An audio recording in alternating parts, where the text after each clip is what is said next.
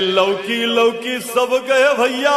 अच्छा अरे लौकी ला कथे तुम्हारे, अरे हार के हंसते रे वैरी, लेहू अब तोर चुम्मा रे।